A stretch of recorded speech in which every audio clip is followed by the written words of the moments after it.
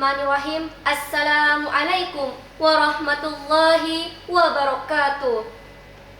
Alhamdulillahilladzi an'amana binikmatil imani wal islam. Wa nusalli wa nusallamu ala khairil anam sayyidina Muhammadin wa ala alihi wa sahbihi ajmain. Amma ba'du. Pertama-tama dan yang paling utama, marilah kita panjatkan puji syukur kita kehadirat Allah Subhanahu wa Ta'ala yang telah melimpahkan rahmat dan karunia-Nya sehingga kita dapat bertemu dengan bulan suci Ramadan dengan penuh harapan agar mendapatkan predikat takwa dan insya Allah diberikan keselamatan hidup di dunia dan akhirat kelak yang kekal selama-lamanya. Salawat dan salam tak lupa pula kita haturkan kepada junjungan kita, sang proklamator Islam, sang pendobrak pintu kejahiliaan, yakni Nabi Muhammad sallallahu alaihi wasallam. Pada kesempatan ini, saya akan menyampaikan kultum tentang orang-orang yang merugi pada bulan suci Ramadan. Bulan Ramadan adalah bulan yang mulia. Bagi orang yang beriman, kedatangan bulan suci Ramadan adalah sebuah kebahagiaan tersendiri. Sejak bulan Rajab, Sya'ban hingga Ramadan telah dipersiapkan lahir batinnya untuk dapat beribadah pada bulan Ramadan, yaitu berpuasa, qiyamul lail, tadarus Quran, bersedekah, dan segala macam bentuk amal kebaikan lainnya. Satu hal yang tak dipungkiri lagi, bahwa bertemu dengan bulan suci Ramadan adalah sebuah kenikmatan yang luar biasa. Akan tetapi, ada orang yang bertemu dengan bulan suci Ramadan belum tentu dia menjadi manusia yang beruntung. Bisa jadi dia memang bertemu dengan Ramadan tetapi menjadi manusia yang merugi dalam nikmat Allah Subhanahu wa Ta'ala. Karena tidak ada bulan lain yang seistimewa bulan Ramadan. Orang-orang yang merugi pada bulan Ramadan, yang pertama, orang yang puasanya hanya mendapatkan rasa lapar dan dahaga. Orang yang hanya mendapatkan rasa lapar dan dahaga adalah orang-orang yang pahala puasanya telah hilang. Puasa itu ada dua. Yang pertama muktilat, yang membatalkan secara langsung, yaitu makan dan minum. Jelas, makan dan minum membatalkan puasa. Yang kedua, mufsidat, yaitu merusak.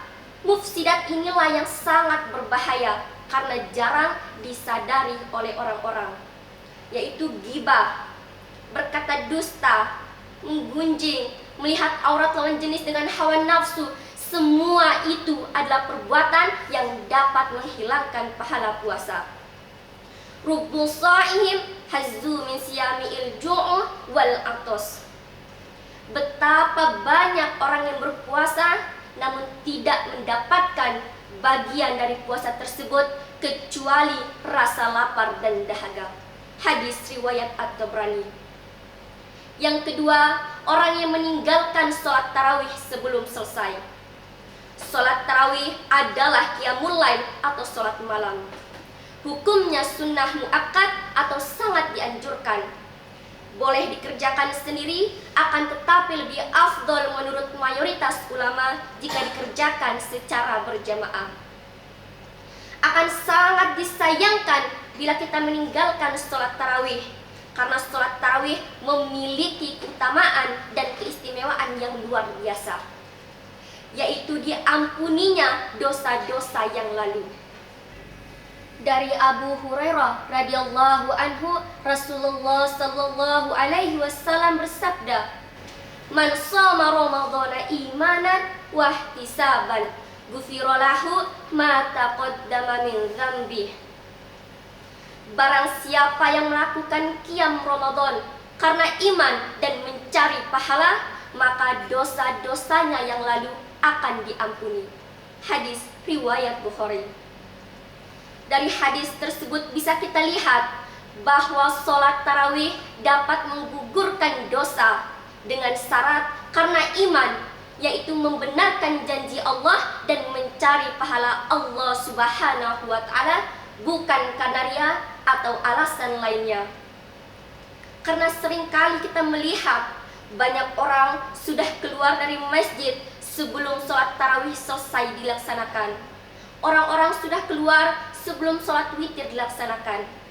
Nabi Muhammad SAW bersabda, orang yang sholat tarawih mengikuti imam sampai selesai, ditulis baginya sholat semalam suntuk. Hadis riwayat Tirmizi, Ibnu Majah, dan Ahmad. Akan sangat disayangkan bila kita meninggalkan sholat tarawih ini. Yang ketiga, orang yang jarang membaca Al-Quran. Bulan Ramadan adalah bulan Al-Quran. Allah Subhanahu wa Ta'ala berfirman dalam Quran surah Al-Baqarah ayat 185. Syahrul Ramadan alladzi unzila fihil Quran. Bulan Ramadan adalah bulan yang pada saat itu Al-Quran diturunkan. Mayoritas ulama sepakat memaknai bahwa Ramadan adalah bulan yang pada saat itu Al-Quran diturunkan. Bulan Ramadan adalah bulan untuk meningkatkan interaksi kita dengan Al-Quran. Bahkan Nabi Muhammad SAW meningkatkan interaksinya dengan Al-Quran, menghatamkan Al-Quran. Bahkan beliau tercatat berinteraksi dengan malaikat Jibril untuk memperdalam pemahamannya terhadap Al-Quran. Bahkan Imam Asy-Syafi'i dan generasi setelahnya menghatamkan Al-Quran. Sampai Imam Asy-Syafi'i tercatat menghatamkan Al-Quran sebanyak 60 kali pada bulan suci Ramadan. Nabi Muhammad SAW bersabda, barang siapa yang membaca satu huruf Al-Quran, maka baginya satu kebaikan. Dan satu kebaikan itu dilipat gandakan menjadi 10. Aku tidak mengatakan alif lam mim satu huruf. Akan tetapi alif satu huruf, lam satu huruf, mim satu huruf. Hadis riwayat Tirmizi. Dari hadis tersebut bisa kita lihat betapa banyaknya pahala yang akan kita dapatkan jika membaca Al-Quran pada bulan Ramadan. Membaca Al-Quran sudah seharusnya menjadi salah satu hal rutin yang kita kerjakan pada bulan Ramadan. Oleh karena itu, kita dapat mengamalkan bacaan kita setiap hari, serutin mungkin. Kita bisa membaca Al-Quran setelah selesai berbuka, setelah selesai sholat tarawih, dan juga menjelang imsak. Yang keempat, orang yang tidak menjaga sholatnya. Sholat adalah tiang agama. Oleh karena itu, sholat adalah amalan yang sangat-sangat penting yang harus dikerjakan oleh umat muslim. Tentunya tidak hanya di bulan Ramadan saja kita diwajibkan untuk sholat, akan tetapi setiap hari tanpa terkecuali. Sesungguhnya yang pertama kali dihisab dari segenap amalan seorang hamba di akhirat kelak adalah sholatnya. Maka apabila sholatnya baik, maka beruntunglah ia. Dan bila mana sholatnya buruk, maka kerugian menimpanya. Hadis riwayat Tirmizi. Meninggalkan sholat wajib pada saat melaksanakan ibadah puasa akan menjadikan puasa kita sia-sia. Oleh karena itu, sholat sangat-sangat penting dan wajib untuk dikerjakan. Itulah orang-orang yang celaka dan merugi pada bulan suci Ramadan.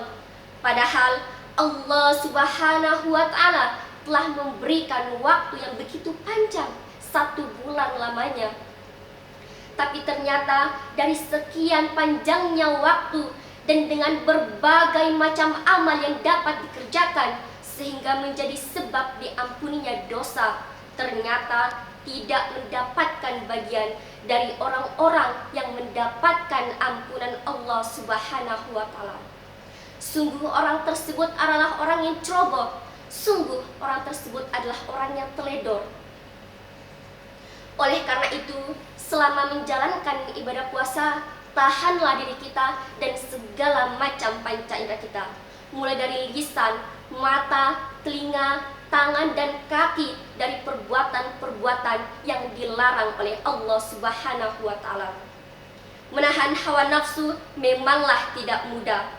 Akan tetapi bisa kita siasati dengan membaca Al-Quran, sholawat, berzikir, mendengarkan kajian Islam, dan mengerjakan hal-hal yang bermanfaat lainnya.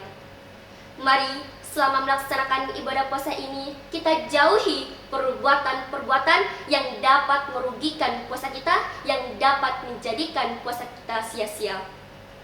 Sekian dari saya, semoga bermanfaat. Burung kutilang, burung cendrawasih. Cukup sekian dan terima kasih. Wassalamualaikum warahmatullahi wabarakatuh.